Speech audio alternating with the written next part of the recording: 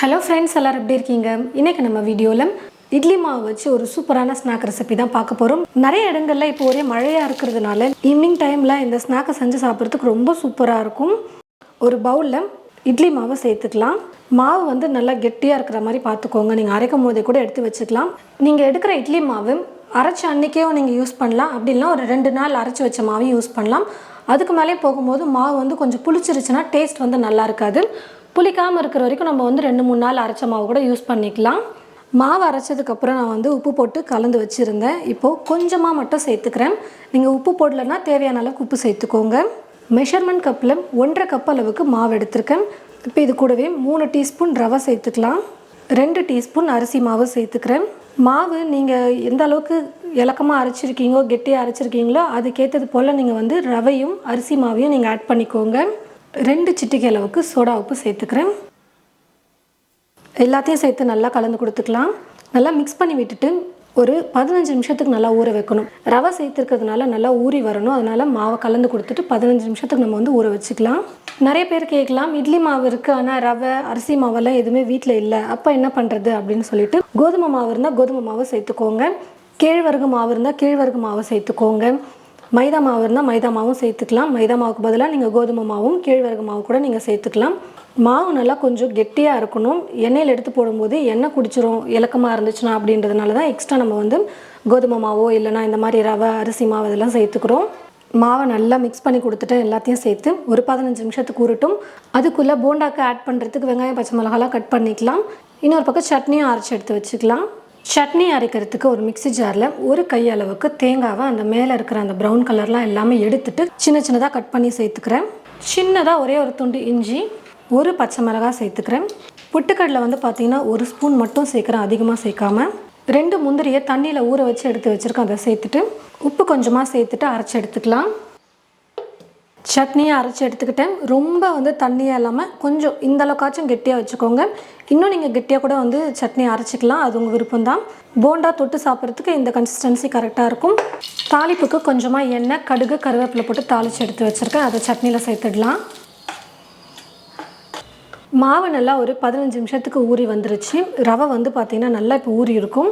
இப்போ இது கூட 2லேருந்து 3 பச்சை மிளகாவை காரத்துக்கு ஏற்றது போல் சேர்த்துக்கோங்க. நல்லா பொடியாக கட் பண்ணி இது போல் சேர்த்துட்டிங்கன்னா காரமே தெரியாது கடித்து சாப்பிடும்போது. பொடியாக நறுக்கிய கருவேப்பிலையே கொஞ்சம் சேர்த்துக்கிறேன். கொத்தமல்லியை பொடியாக கட் பண்ணி சேர்த்துருக்கேன். ஒரு பெரிய வெங்காயம் எடுத்து பொடியாக கட் பண்ணி வச்சுருக்கேன். வெங்காயம் கொஞ்சம் நிறையா இருக்கிற மாதிரி சேர்த்து பண்ணி பாருங்கள், ரொம்ப சூப்பராக இருக்கும் போண்டா. சின்ன துண்டு இஞ்சியை பொடியாக கட் பண்ணி வச்சுருக்கேன், அதையும் சேர்த்துக்கிறேன். சீரகம் ஒரு 1/4 டீஸ்பூன் சேர்த்துக்கிறேன், கடைசியாக கொஞ்சம் டேஸ்ட்டுக்காக. சீரகம் வேணான்னா நீங்கள் ஸ்கிப் பண்ணிக்கோங்க. இப்போ எல்லாத்தையும் சேர்த்து நல்லா கலந்து கொடுத்துக்கலாம். எல்லாத்தையும் சேர்த்து நல்லா கலந்து கொடுத்துக்கிட்டேன். எண்ணெயில் எடுத்து போடுறதுக்கும் மாவு வந்து கரெக்டாக இருக்குது. இந்தளவுக்கு கொஞ்சம் கெட்டியாக இருந்தால் கூட போதும், ரொம்ப தான் இலக்கமாக இருக்கக்கூடாது. மாவு ரொம்ப இலக்கமாக இருக்கிற காரணத்தினால தான் எண்ணெய் குடிக்கும். அதை சரி பண்ணுறதுக்கு இன்னும் கொஞ்சம் எக்ஸ்ட்ரா நீங்கள் ரவையோ இல்லைனா அரிசி மாவோ சேர்த்து மிக்ஸ் பண்ணிக்கிட்டிங்கன்னா எண்ணெய் குடிக்காமல் போண்டா வந்து சூப்பராக கிடைக்கும். இன்னும் நல்லா சூடு இருந்ததும் கொஞ்சம் கொஞ்சமாக மாவு எடுத்து எண்ணெயில் போட்டு ஃப்ரை பண்ணி எடுத்துக்கலாம். நான் வந்து போண்டா இப்போ கொஞ்சம் பெருசாக செய்யாமல் சின்ன சின்னதாக செய்கிறேன். உங்களுக்கு எந்த சைஸில் வேணுமோ அதுக்கேற்றது போல் நீங்கள் எண்ணெயில் போட்டு ஃப்ரை பண்ணி எடுத்துக்கோங்க. கொஞ்சம் லைட்டாக வேக விட்டுட்டு அதுக்கப்புறமா கரண்டி வச்சு திருப்பி கொடுத்துட்டே இருங்க. நல்லா எல்லா பக்கமும் ஒரே மாதிரி போண்டா வந்து வெந்து கலர் மாறி வரட்டும், அது வரைக்கும் ஃப்ரை பண்ணிக்கலாம். போண்டா நல்லா வெந்து மேலேயும் வந்து பார்த்திங்கன்னா கலர் நல்லா மாறி வந்துருச்சு. இப்போ நான் எடுத்துக்கிறேன். இதே போல் மீதி இருக்கிற எல்லா மாவையும் போண்டா செஞ்சு எடுத்துக்கலாம்.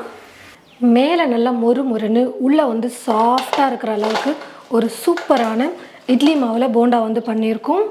கூடவே ஒரு சிம்பிளான தேங்காய் சட்னி, பொட்டுக்கடலை நிறையா போடாமல் தேங்காய் அதிகமாக யூஸ் பண்ணி நீங்கள் இந்த மாதிரி சட்னி இது போல் போண்டா ரெசிபிக்கு ட்ரை பண்ணி பாருங்கள், ரொம்ப சூப்பராக இருக்கும். கார சட்னியும் நீங்கள் இந்த ரெசிபிக்கு வந்து செய்யலாம். அப்படிலாம் இது போல் சிம்பிளாக டக்குன்னு ஒரு 2 நிமிஷத்தில் தேங்காய் சட்னியை அரைச்சிக்கலாம். நிஜமாகவே மேலே வந்து பார்த்திங்கன்னா அவ்வளோ முறுமுறுன்னு இருக்குது, உள்ளே வந்து சாஃப்டாக இருக்கும் மாவு. பாருங்கள், மேலே தொடும்போதே எப்படி மொறுமொறுப்பாக இருந்துச்சு, உள்ளே வந்து மாவு நல்லா சாஃப்டாக இருக்கும் வெந்துட்டு. இந்த மாதிரி குட்டி குட்டியாகவே நம்ம செய்யும் போது மொத்தமாகவே மொறுமொறுப்பாகவே இருக்கும் சாப்பிட்றதுக்கு. மேலே நல்லா ரவை போட்டிருக்கிறதுனால நீங்கள் செஞ்ச கொஞ்சம் நேரத்துக்கு வந்து பார்த்திங்கன்னா மேலே முறுமுறுனே இருக்கும், சாஃப்டாகாமல் இருக்கும். ரவைன்றதுனால கொஞ்சம் கிறிஸ்பியாக இருக்கும் சாப்பிட்றதுக்கு. நீங்கள் செஞ்சு வச்சுட்டு 1 மணி நேரம் கழிச்சு கூட சாப்பிட்லாம்.